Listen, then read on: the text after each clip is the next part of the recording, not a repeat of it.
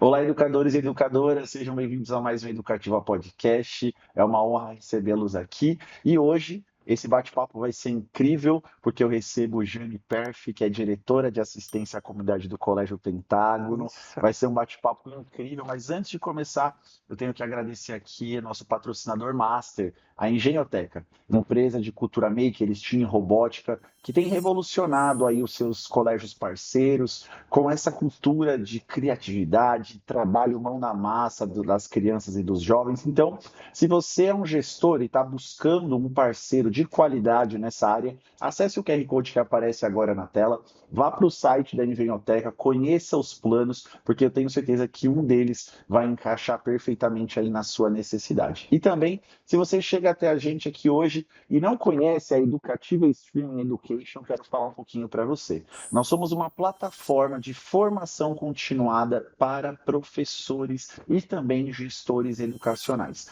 Dentro da nossa plataforma, que é muito similar ao Netflix, nós temos mais de 60 cursos com certificado válido pelo MEC, onde você consegue se aprimorar, avançar e, quem sabe, até se tornar especialistas em assuntos específicos da educação. Vale um recado especial para você também que é gestor. Se você tem sentido a necessidade, aí olhando para o seu time, de investir neles, apoiar a carreira dos seus professores, nós temos planos especiais para você. Também está aparecendo um QR Code na tela, que vai te levar para o nosso site, onde você pode falar com a nossa consultora comercial, que vai te passar todas as informações e todos os planos para que a Educativa possa se tornar um grande parceiro do seu colégio, tá ok? Dito isso, mais uma vez, Jane, muito obrigado aqui pela sua presença com a gente, é uma honra recebê-la. E eu queria dar o pontapé inicial nessa conversa, te dando a oportunidade de se apresentar um pouco. Fale um pouco para a gente da sua história, quem é a Jane, em que momento da sua vida esse amor pela educação surgiu no seu coração. Muito obrigado, fique à vontade. Bom, primeiro é uma honra para mim estar aqui, né, ter sido convidada. E vem da infância, Uhum. né? Eu tinha uma prima psicóloga e a gente tinha altos papos. Eu lia livros que ela lia para a faculdade, eu lá com uns 12, 13. E aí eu pensei cá comigo, eu vou ser isso aí, eu vou ser psicóloga. E eu comecei mesmo pensando em consultório, mas com um pezinho também na educação. Então, eu saí da faculdade já com pacientes indicados pela faculdade, ao mesmo tempo que eu entrei na educação infantil. E fui proprietária de uma escola, dessas escolas de educação infantil. Uhum. Depois trabalhei para uma escola bilíngue, Uhum. aqui em Santo André, no início dessa onda de escola bilíngue. E aí fui para o Pentágono no ano 2000. Uhum.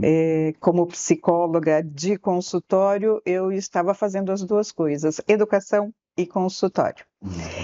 E no consultório eu estava atendendo muitos pacientes aidéticos, mulheres na menopausa, que até o meu ginecologista me encaminhava, e por um outro lado eu estava trabalhando com a vida na escola.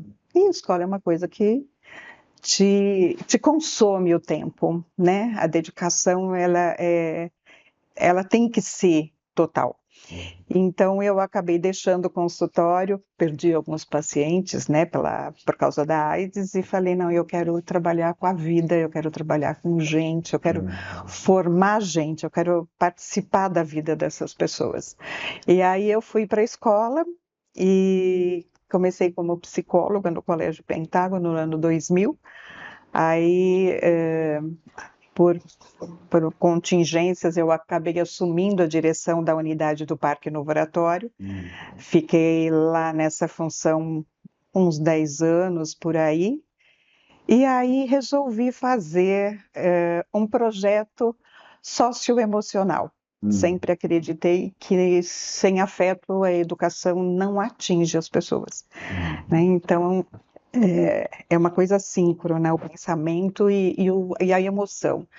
Então, eu resolvi fazer esse projeto, cuidar dessa questão emocional, né, dos estudantes e de toda a comunidade. Então, quando eu falo comunidade, eu falo famílias, eu falo os colaboradores, os professores, E todo mundo que estiver ali precisar de uma ajuda, focando sempre o melhor para o estudante dentro da escola. Uhum. Só que com o tempo, aliás, muito rapidamente, começaram a aparecer os casos de inclusão. Uhum. E logo veio a lei e tudo mais. Eu falei, não, eu acho que a escola precisa se preparar para isso. E aí eu fui estudar, né? Fui fazer aí uma formação em neuropsicologia, em neurociências, e virou tudo essa bola de neve. Aham. Hoje eu tenho praticamente entre transtornos emocionais, psiquiátricos e transtornos de aprendizagem, 13% da escola. O ano passado era 13, 10%, hoje 13%.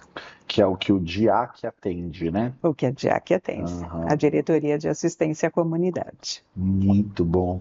Fala um pouquinho pra gente, para quem não conhece, o Colégio Pintado é um colégio muito tradicional, né? Sim, Completando sim, 64 anos, isso né? mesmo. Eu anotei aqui que você me falou, colégio 64 anos, 1.400 alunos atendendo do infantil até o ensino médio, e aí no ensino médio tem tanto o acadêmico quanto o técnico, né? Isso. Então, eu imagino que dentro desse horizonte de tantos alunos, faixas etárias tão diferentes, você tenha que desenvolver um trabalho socioemocional realmente muito bem estruturado. Só que também a minha pergunta vai em que sentido? Lá quando você começou esse projeto, né, eu imagino que você deva ter enfrentado o desafio de romper muitos preconceitos, muitas coisas do tipo, será que isso daí realmente vale o esforço? É importante? Tem a ver o que eu estou falando? Você vivenciou alguma coisa do tipo? Assim, tanto com relação ao emocional, porque você vai ter que explicar como funciona, né? Tudo é Uhum, cérebro.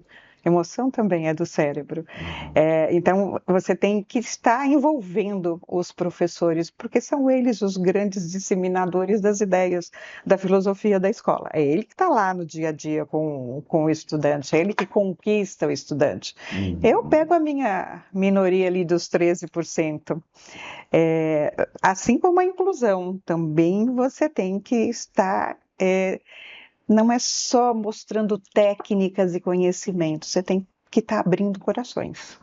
Você Uhum. tem que desenvolver a empatia, mostrar exemplos e sensibilizar o professor, porque eu não acredito mesmo em educação sem afeto, sem amor, sem uma ligação. São ligações humanas, né? São relações de gente para gente, permeadas de sentimentos, de emoções, de dificuldades, e de gratidão também. Graças a Deus, de gratidão também. Aham.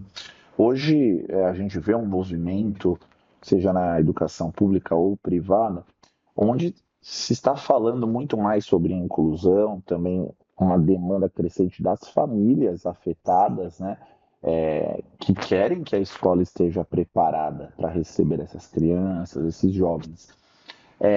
Só que existe uma demanda, muitas vezes, chega até a gente pelos professores, que é grande parte do nosso público, que muitas vezes a escola, ela até por uma força de lei, tem a questão dos laudos, né, ela é obrigada a Sim, receber e tudo mais, mas muitas vezes esse professor nos relata o seguinte: olha, a gente quer receber, a gente quer fazer, a gente quer saber acolher, atender.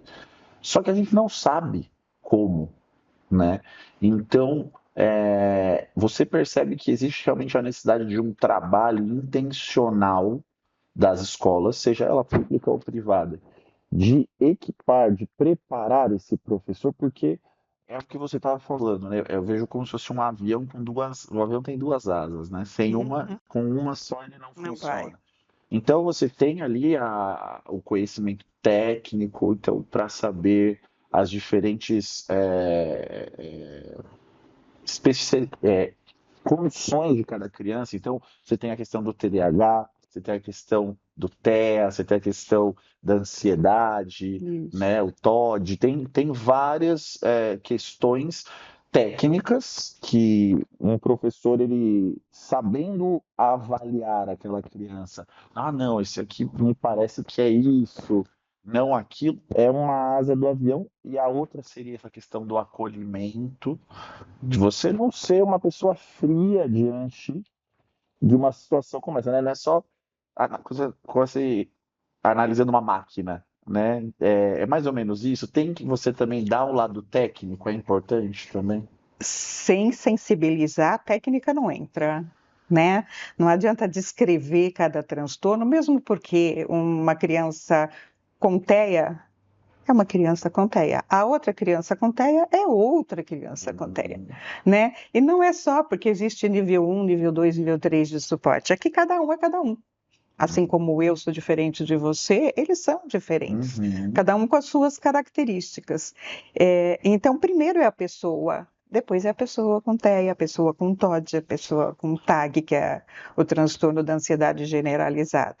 hum, Então, essa questão da informação, ela bate muito com conceitos ou com preconceitos já existentes na educação. Este menino é preguiçoso. Não, ele tem déficit de atenção. hum. Ele não faz, não é porque ele não quer, ele não consegue. E eu, como particularmente tenho déficit de atenção, eu entendo terrivelmente. Né? Hoje eles têm um respaldo, uma equipe multidisciplinar para trabalhar, mas ainda assim não consegue. Não é uma questão de querer ou não querer, como a impulsividade de um hiperativo. Né? Então, o professor ainda precisa de mais formação, mais capacitação. A inclusão existe, eu sou a favor, mas essa lei ela veio castigar as escolas, porque as crianças vão entrando e elas precisam de um apoio. Então, eu tenho, por exemplo, hoje 4 inclusões numa sala de sexto ano, eu tenho que colocar 4 pessoas para acompanhar esses estudantes. O que significa isso? É numa escola. Isso é, então, com 13% de estudantes necessitando de um Nossa. atendimento adaptado, é 13% lá na folha de pagamento, Uhum, né? E pessoas que hoje você não encontra tão facilmente, uhum. porque não há formação, pelo menos não a universitária, não há formação dentro de uma pedagogia, principalmente daqueles que são especialistas. O professor de inglês faz uma complementação pedagógica, mas se ele tiver alguma coisa de inclusão, é mínimo. Então, eles têm que buscar fora, eles estão vivenciando isso, não dá para escapar, né? Eu acho que o professor já tem uma vida sofrida, né? Porque Uhum. nem sempre é reconhecido, e o professor gosta de reconhecimento. E hoje ele se vê numa situação em que ele tem que ser um professor que entenda da inclusão, atenda essas pessoas que precisam do atendimento individualizado, sem deixar cair o rendimento da sala. Como exemplo, eu posso te dar uma professora que tem um estudante, um outro sexto ano, à tarde que só lê letra bastão. Letra bastão é aquela letra maiúscula, Uhum. sem ter a minúscula, né? Então, só lê letra bastão. Também é um sexto ano. Então, a professora coloca na lousa a letra bastão para atingi-lo. O que está acontecendo? Verificamos que os estudantes que escreviam letra cursiva, aquela mão, voltaram a escrever letra bastão. Nossa. Então, o que que eu faço com o meu coletivo? O que que eu faço com esse atendimento individualizado? Uhum. Isso para o professor tem sido uma batalha dura. Uhum. Você falou uma coisa que me lembrou uma outra história, mas que também faz parte dessa luta que as escolas também enfrentam, né, como instituições.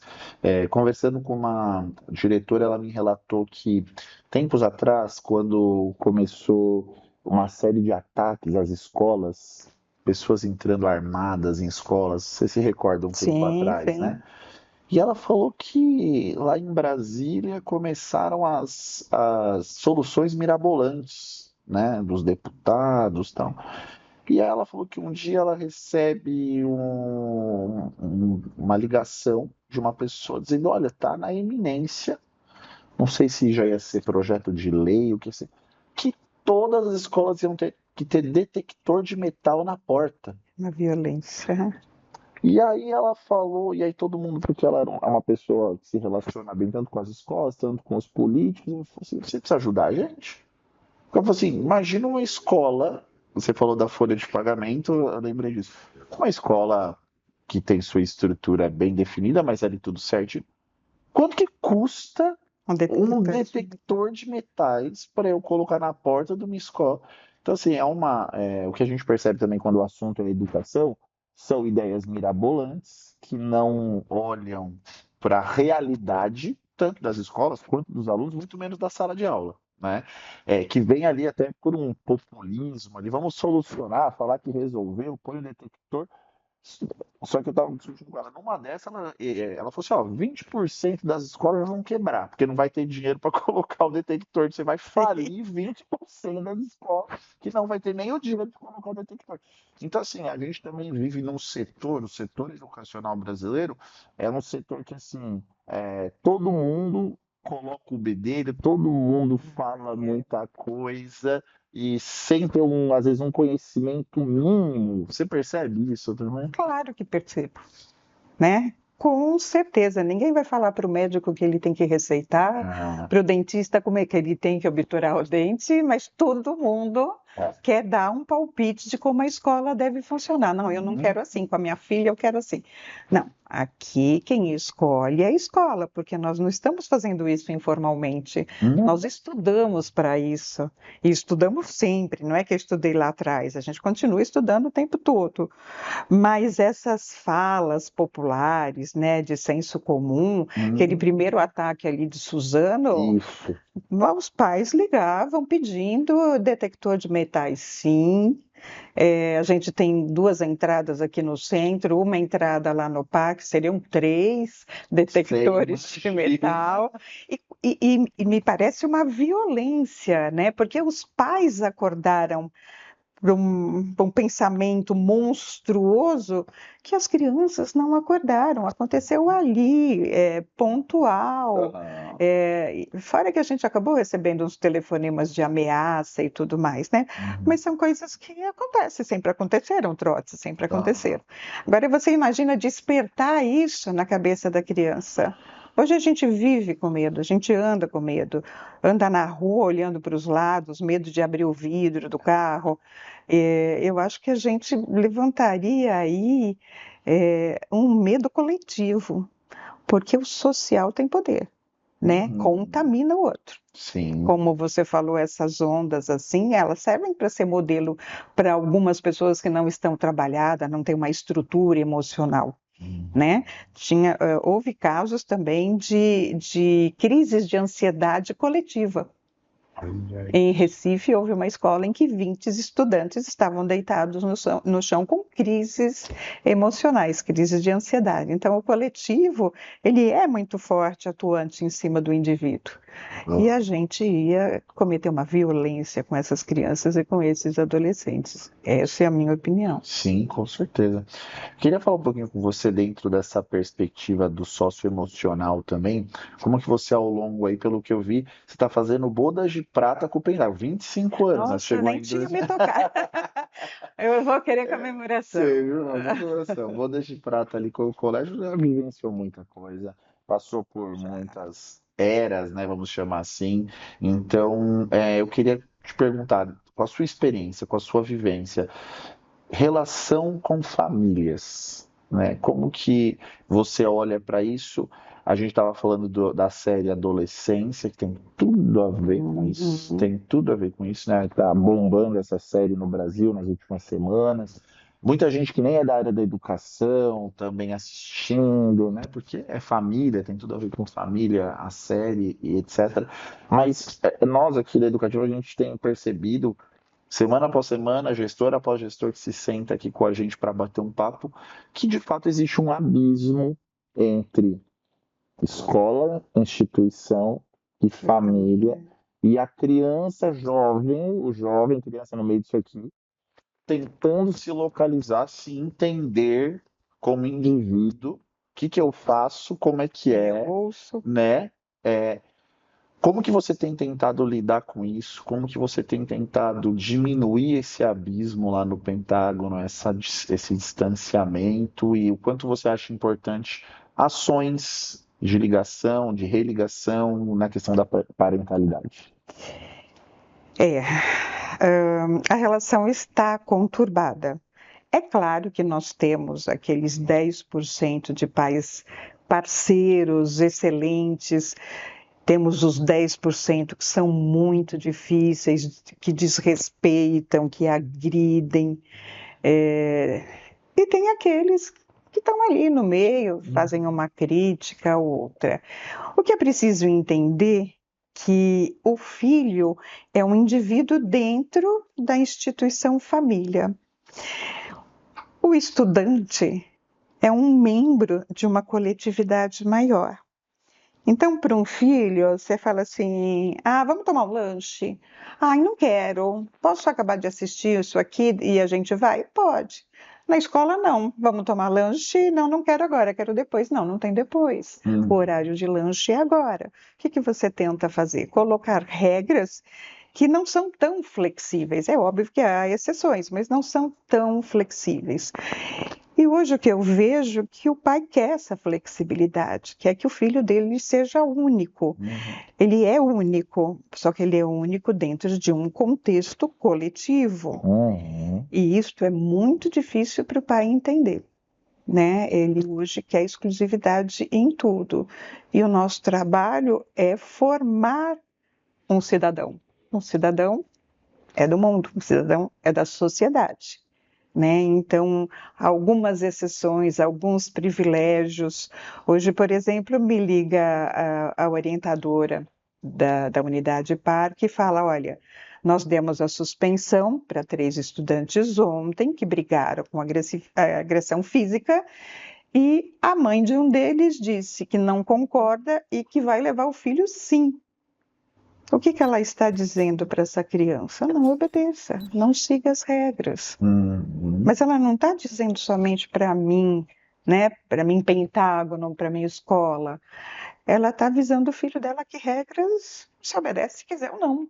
Sim. Então, hoje amanhã talvez ele vai provavelmente ficar numa sala, tal, sem aula. Mas e depois o que ele vai fazer lá na escola?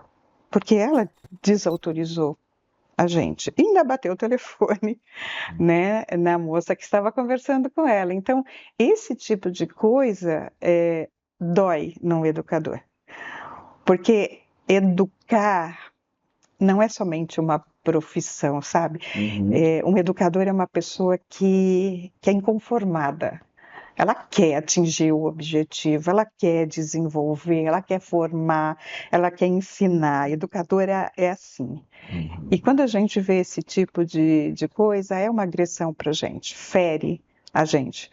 Porque o que eu vejo de intuito que o menino está suspenso é que nós temos um regimento, o regimento diz que a agressão física é passível de suspensão e depois ele vai voltar e retomaremos as orientações com ele juntos, trabalhando formas de resolver conflito sem ser na agressão. Então, o que eu estou fazendo? Educando. O que a mãe deseja fazer?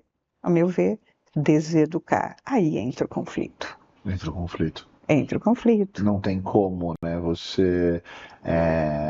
Eu vejo que a questão do momento, não sei se você concorda comigo, ao passo que a escola quer ser acolhedora, afetuosa, existe um crescente movimento que parte das famílias buscando instituições com regras mais claras, no sentido, que sentido?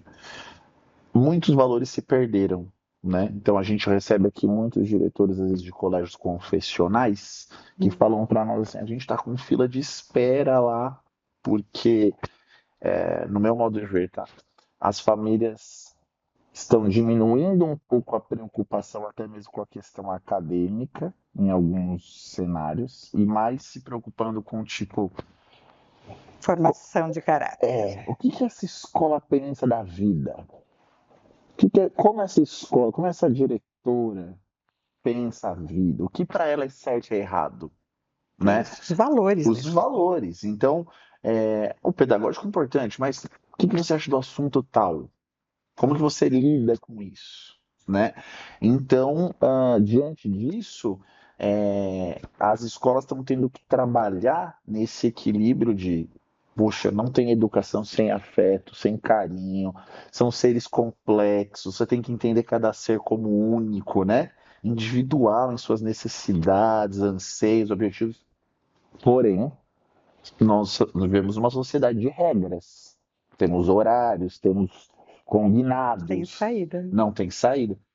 Então, hoje é difícil para um gestor conseguir lidar com esses dois pontos de ser afetuoso, carinhoso, não ser aquela escola, né, dura, mas sabendo assim, olha, tudo tem limite, as regras. Como que você lida com isso?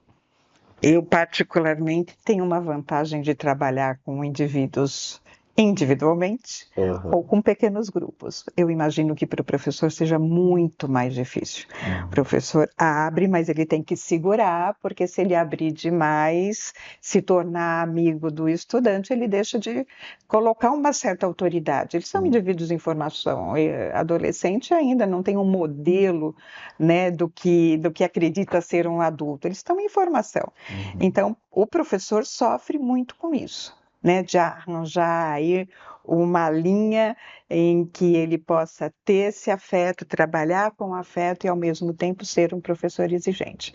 Mas tenho professores assim, que são criticados ao longo do ano por ser linha dura, ser firme, mas todo ano estava lá como paraninfo da turma, porque é Uhum. afetuoso.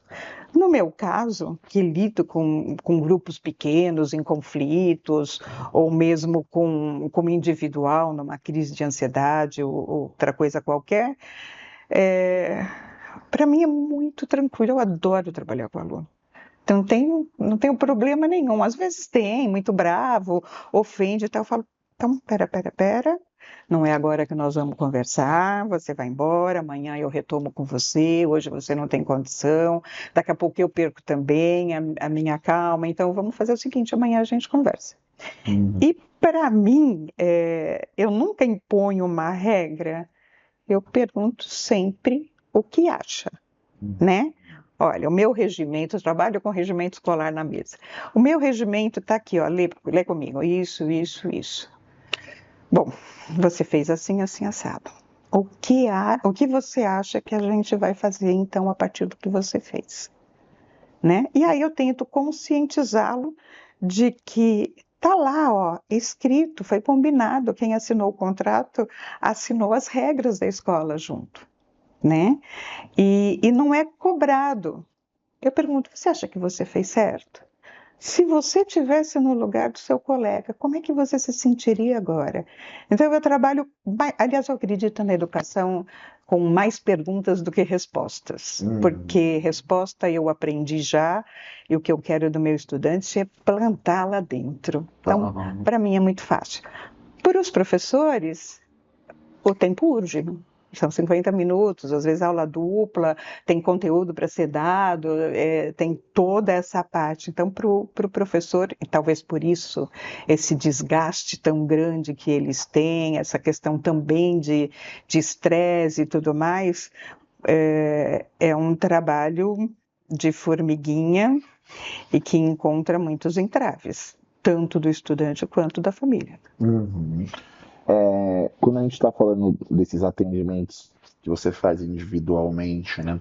Eu acho que você pode observar que às vezes situações com o jovem são reflexos do que ele vive na casa dele. Às vezes a criança está ali, o jovem ele está falando com você. E aí você, em algum caso, já teve a oportunidade às vezes, de conhecer os pais desse. Aí você fala assim, ah, agora eu entendi tudo. Ao conhecer o pai e a mãe, você entende o que se passa com o jovem e a criança. Certeza. Nem vou dar exemplos, que tem coisas Não. feias, mas assim, um estudante de terceiro ano, 9 anos, ai, Paty, mais ou menos 9 anos. Professora, você é isso. Nossa, por que você falou assim comigo? O que aconteceu? A minha mãe falou que você é isso. Ah, mas eu chamo a mãe, faço uma conversa, tal, tal, e vou contando e falo então. Ele falou que você falou em casa isso. E às vezes eles admitem mesmo. Ah, eu estava nervosa. Aí já, sabe, comprometeu a nossa relação com a criança. Com certeza. Da professora, então, mas tem exemplos bem feios. Então, tem influência? Tem. Mas às vezes, quando é adolescente, eles percebem que alguma coisa não está legal na casa, né? Eles percebem que existe aí uma diferença no trato da disciplina em casa e no trato da escola. Porque você imagina uma criança dentro de casa, eu quero isso, eu quero, insistindo, e toda hora falando e fazendo chantagem porque eles fazem. E quando o pai não tem paciência, a mãe não tem paciência, trabalhou o dia inteiro, às vezes estuda à noite ainda, tá. Na escola não pode ter tá. Na escola a gente tem que fazer valer o que é, né? É nosso compromisso, é nossa responsabilidade com essa educação. Com certeza. E às vezes eles percebem. Eu já cheguei a pedir para um senhor sair da minha sala, porque ele estava me ofendendo, um pai de aluno, e levantei, abri a porta, ele foi e o filho pediu desculpas para mim, pelo pai. Então, eles percebem às vezes, sim. Percebe, já conseguem discernir, né? Um outro aspecto que eu também queria a sua visão aqui é a relação com os professores, relação com os colaboradores da escola, né? Aqui na educativa, esse é o nosso principal público, né? Os educadores, aqueles que têm o desafio de transmitir tudo isso, né? E, inclusive, a gente tem alguns cursos na plataforma para esse autocuidado. Então, que fala sobre o burnout, que fala sobre problemas emocionais do educador, né? Existem dados, inclusive, estamos avançando nisso, em breve vão surgir cursos na plataforma também para ajudar, olha que interessante, a vida financeira do professor, porque existem estudos, pesquisas feitas, eu não vou te precisar aqui, mas é um índice assim, mais de 60% dos professores estão endividados. Não tem educação financeira para lidar com os ganhos. Fora a questão, né, vou entrar aqui em questão de remuneração, mas imagina, né, esse profissional com questões emocionais, tenho que estudar, tenho que me desenvolver, questão financeira. Então a gente se preocupa muito, além de munido de técnicas, de coisas para que ele dê uma aula melhor, como que você está? Você está bem, né, para desenvolver sua profissão, sua carreira, sua vocação, vamos chamar assim, né? Eu tenho muito cuidado com o professor, porque ele tem que estar bem. Né? Então, eu estou sempre acompanhando a vida particular, se aconteceu alguma coisa, não, eu sempre pergunto como é que você está, já melhorou, sua família, como é que está e tudo mais. Mas não basta isso, né? Tem que ter essa parte também da questão emocional do apoio. E nós abrimos o ano com palestras sobre o autocuidado, sobre os cuidados com o seu emocional. Não havia pensado no financeiro, mas isso é muito interessante, porque realmente a queixa sobre o financeiro sempre é muito grande. Sim. Ai, eu não posso, ai, eu preciso. E o professor trabalha demais, né? Porque ele tem, fora a escola, dentro da escola, ele tem a hora atividade que é feita lá fora, que é feita na sua casa e tudo mais. Mas o professor precisa de cuidado, porque ele também é desrespeitado pelo estudante, pelas famílias. A gente chama o estudante, conscientiza, ele pede desculpa, mas aquilo já foi, já bateu no emocional dele. Na época da pandemia, eu tive afastamento de umas 4 professoras. Professores também, homens também, né? Uhum. Que não voltaram mais para a escola. Olha que coisa. Não voltaram mais. Né, agravados, o seu emocional, é claro, pela pandemia, pelos perigos do vírus, mas também por terem que estar tomando pé de uma forma diferente de dar aula, onde ali o estudante fazia o que queria, logava e não assistia, entrava com brincadeirinhas, assumia o login do outro, então tinha um monte de coisa. ali diferente daquilo que ele estava acostumado. E o professor, como eu falei, não se conforma, ele quer ensinar, ele quer Uhum. resultado, ele quer ver o desenvolvimento do estudante. E passamos uma época em que esse desenvolvimento foi pequeno, né? Uhum. Então, nessa época, eu estava começando a questão do socioemocional na escola, tinha uns 3 anos mais ou menos. Eu trabalhei bastante com professores, eu atendia muito emocionalmente, né, em reuniões online, né? Uhum. E hoje a escola se preocupa bastante, sim. A gente sempre tem capacitação teórica e capacitação emocional para os Uhum. professores. Mas eles são muito desgastados, porque eles se doam muito. É, eu percebo que é uma classe que às vezes ela está muito exposta, né? Em outras gerações, eu digo assim, talvez antes, até mesmo depois da geração dos meus pais, eu lembro de casos de ter problema na escola e eu poderia até estar certo no que aconteceu. Mas a primeira fala da minha mãe era: o que que você fez? Essa era a minha prática como mãe. O que que você fez? Eu percebo que isso mudou, né? Não se parte mais do pressuposto que meu filho pode ter errado. E Uhum. por estar em desenvolvimento, há uma grande chance dele ter errado. Sim, era para ele errar. Não, alguém injustiçou meu filho. Meu Isso. filho é um grande injustiçado e eu vou lá lutar por ele, pela honra da nossa família. É bem assim É mesmo. mais ou menos isso, né? Então, o seu filho está suspenso porque ele bateu. Não, ele se defendeu. Então, ele se defendeu batendo. Ambos bateram, de igual para Uhum. igual. Não aceito, ele só Uma se briga é defendeu. mais ou menos isso desde sempre. Isso, Aham, isso. aham. E o professor, às vezes, está no meio desse conflito, É. né? Às vezes tem que chamar um inspetor, me ajuda aqui, separa esses meninos, tal, porque a escola é o lugar onde eles vão viver no coletivo. Lá eles vão cair, se machucar, lá eles vão brigar, lá eles vão aprender a resolver conflito. É Hum, lá que as coisas vão acontecer, né? hum. Então, nós estamos preparados não só para a lousa e giz, nós estamos E preparados essa, para formar como um todo.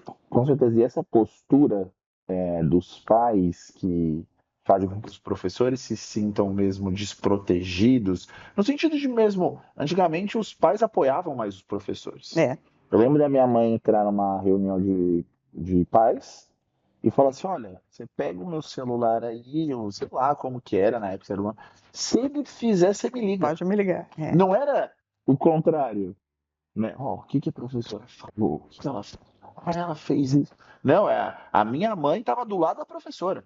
Sim, ainda temos pais assim, É, né? Glória. Ainda temos. Temos.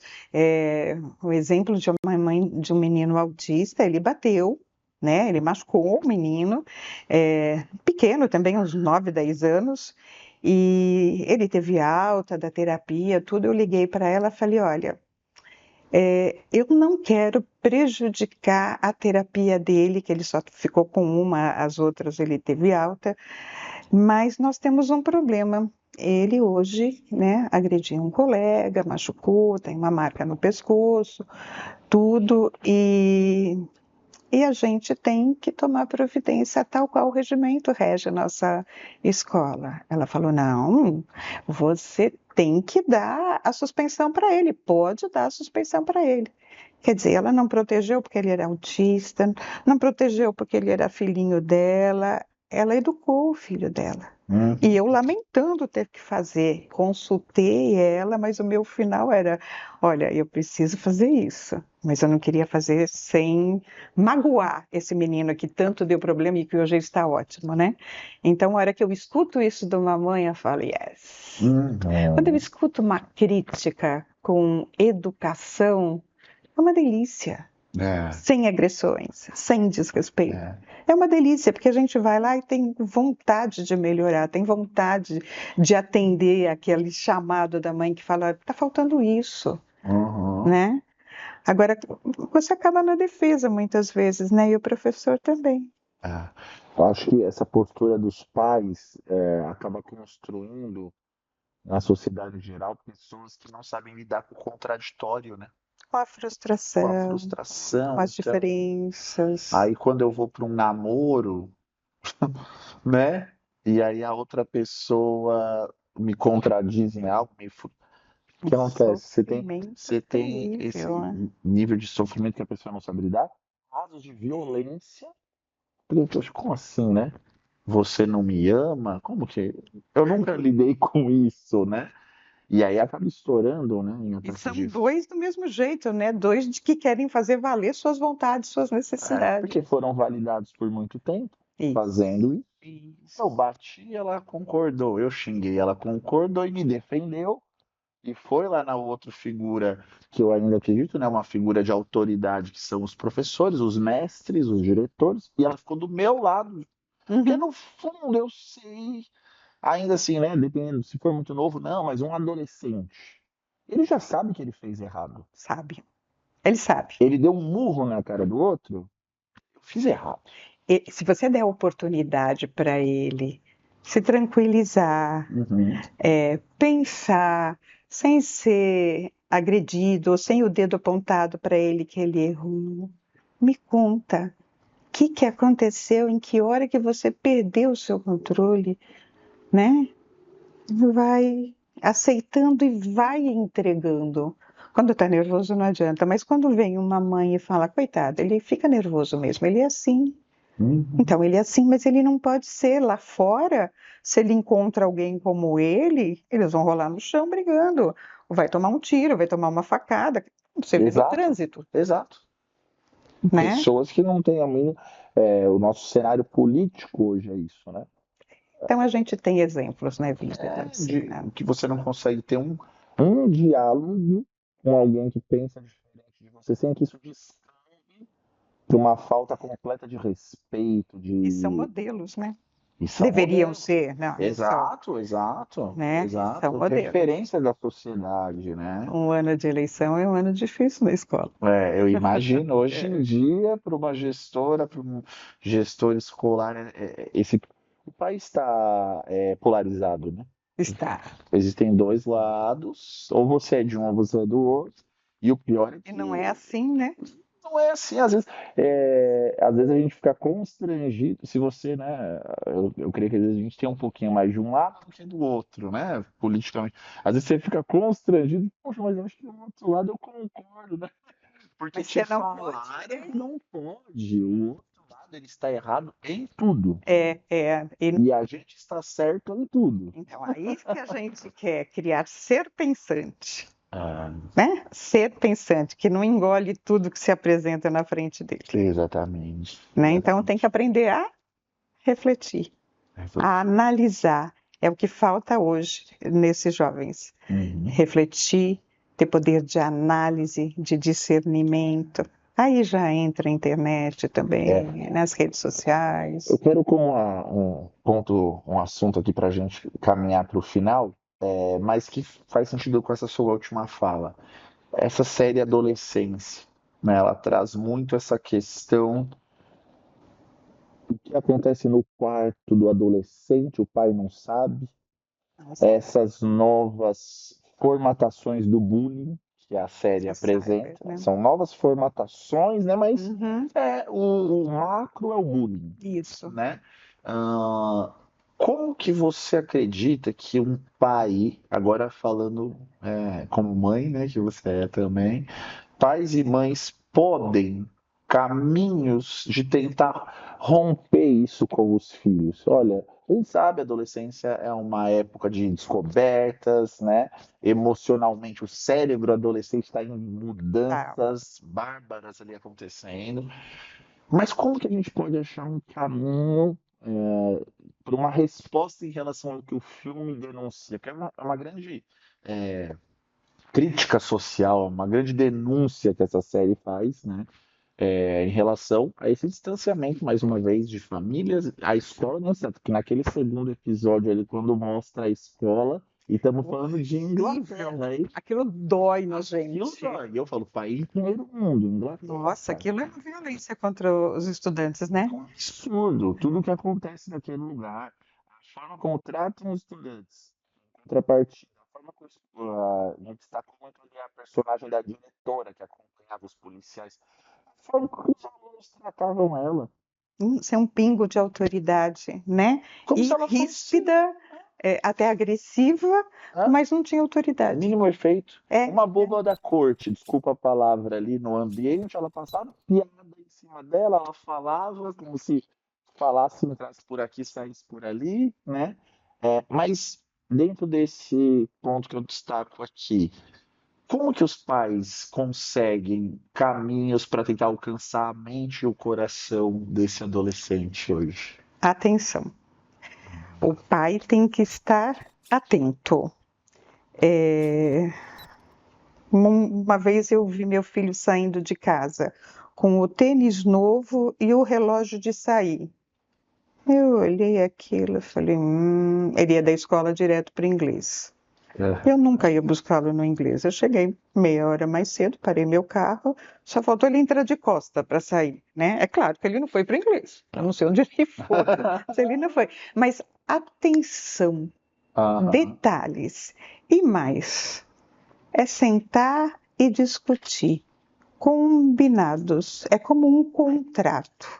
Então, olha, aqui em casa a gente gosta de todo mundo jantar junto. Você não vai fazer o seu prato e levar para o quarto para comer jogando, por exemplo, como tem gente que faz isso. Né? Então, combinados, são as regras da casa. Não são eles que fazem as regras. Eles querem o quê? O prazer. Isso é da infância, isso é da juventude, até que atinja a maturidade cerebral, né? Que hoje Aham. dizem 25 anos. Mas são os combinados mesmo, as regras da casa. Então, assim, você vai tomar banho que hora? Mas vai ter que tomar banho, Aham. né? Então, dá para abrir no horário do banho, dá para negociar, mas sem banho não fica. Eu não sou um intransigente, mas também perpetuo que existem, né, Isso, regras. isso dá, isso não dá. Uhum. Né? Então, você quer o seu momento de privacidade? São momentos, não é a tarde inteira num quarto, não é o tempo todo. Ah, tá lá quietinho no quarto, quietinho como? Exposto a a todo mundo que existe virtual?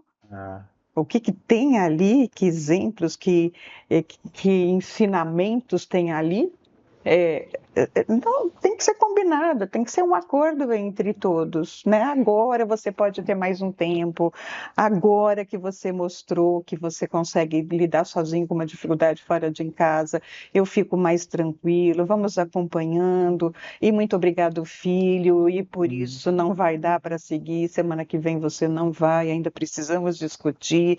Abertura no diálogo, mas regras, regras. Que regras. é combinado, não sai E errado. esse esforço também, imagina eu quando você fala de atenção do pai e a mãe também tentar se libertar desse vício aqui, né? Porque Não se olham mais. a criança olha, o pai só tá no celular, a mãe no celular. Ah, já falo com você. Então, também os Já pais falo, precisam. isso com um adolescente, ele está com isso na mão. Para uma criança, acaba com a autoestima. É um abandono, né? Tá O me adole- trocando pelo aparelho. Sim, o adolescente aprendeu a se virar, vai lá e entra mais ainda dentro do celular. E tem coisas que você não imagina. Como fumar maconha a primeira vez sem ter medo? Eu já joguei várias perguntas. Aham. Receita de brisadeiro, né, que eles falam. Isso. Aham. Tá lá, tá tudo. Tá Tudo tudo lá. lá, né? É você largar o teu filho na Praça da Sé e deixar ele lá. E É, ir embora. é. Esse exemplo é ótimo, né? Porque às vezes você acha que seu filho tá na segurança do quarto dentro da sua casa. Não, ele tá jogado no mundo ali com a internet, né? Fora os predadores, né? A Sim. sexualidade ali nas redes sociais, Uhum. os discursos de ódio, tudo isso. Sim. Mas esse ponto da atenção realmente eu acho que fala muito em todos os aspectos que a gente trabalha aqui na educativa, seja a escola com o professor, a escola com os pais com os filhos, é realmente voltar esse olho no olho. Isso. Vamos se olhar, vamos. Tá lá realmente no É, olhar. eu tenho falado muito, né, em alguns ambientes sobre o quanto a mesa da refeição é pedagógica, né? Mas é mesmo, sem celular. Olha aqui, vamos sentar aqui, vamos comer aqui. Vamos ter que se aturar por 20 minutos, né? Porque é ali que acontece a vida, não é no celular. Exatamente, exatamente. É o que eu Foi. falo para eles, né? É aqui no chão da escola que vocês vão se relacionar. Lá fora você xinga o teu colega, desliga o celular, bloqueia, silencia, você não ouve nada. Aqui você vai ouvir e o dia seguinte você vai estar lá de novo com o teu colega. É aqui que se vive. Aham. Lá vocês notaram muitas reações fortes com a proibição do uso do celular? Como que foi isso para vocês lá? Tive alguns casos de crise de abstinência, Olha só. Já é um risco, ansiedade. né? Criança de 10 anos, 11. Alguns que estão usando o celular, tentando usar escondido, mas a regra é clara, né? Eles já vêm, entregam o celular, já pegam a suspensão, portou o celular, são advertidos. Usou o celular para ver hora, que é o que eles falam, eles são suspensos. Não gosto da regra imposta, mas a coisa chegou a tal ponto que a gente tem que protegê-los para poder educar. De tão forte que eu vi uma matéria comparando em alguns aspectos com os narcóticos mesmo, né? Sim. É o mesmo nível. Tira o celular da mão daquela criança que ela tem uma reação cerebral com a abstinência de drogas, né? Nos Estados Unidos tem um termo que eles usam associado à cocaína. Olha só. Meu Deus. E cada vez chegando mais cedo na mão das crianças, né? Sim. Cada vez mais. Um mundo ali que não tem fim.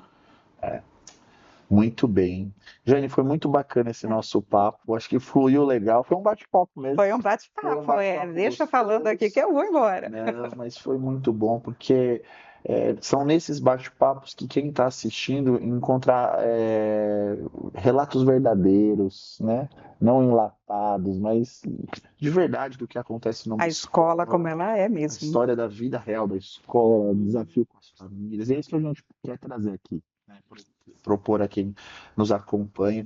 Muito obrigado pela sua presença. Eu queria te dar uma oportunidade agora. Você pode fazer isso mesmo olhando para a câmera. Para quem que está nos assistindo, que queira se conectar com você depois aqui do podcast, um e-mail, um Instagram da escola, como que o pessoal te encontra, fica à vontade. Bom, no Instagram, @JanePerf, com F. O colégio é @pentágonoedu. E meu e-mail, jane@pentagonoedu.com.br. Pentágono Edu. Sempre pronta a conversar, porque acho que essas conversas só nos enriquece, a troca de conhecimento, então estejam à vontade para contatar. Muito bom. Gente, quero agradecer todos que nos acompanharam até aqui. Toda sexta-feira, um episódio novo do Educativa Podcast no YouTube e também com os cortes no Instagram. Quero te convidar a se inscrever no nosso canal, se inscreva. Sempre conteúdos de qualidade, convidados relevantes desse ecossistema da educação básica, que é o nosso alvo principal aqui. Mais uma vez agradecer à Engenhoteca, empresa de cultura maker e Steam Robot que tem nos patrocinado, acreditado no projeto. Conheça mais das ações da Engenhoteca, e também eu quero muito que você conheça a Educativa, né, que surgiu como uma resposta ao treinamento para os professores, ao acolhimento, a tornar a vida do professor mais saudável em todos os aspectos, né? Então, você que é gestor, investe no seu time, conheça mais dos desafios. A gente, ao criar a plataforma, fez pesquisas no Brasil e fora para trazer o que há de melhor para dentro da sala de aula. Então, quem está aparecendo um QR Code agora, visite o site da Educativa para conhecer mais. Quero agradecer mais uma vez vocês. Te espero aqui no próximo episódio. Tchau, tchau.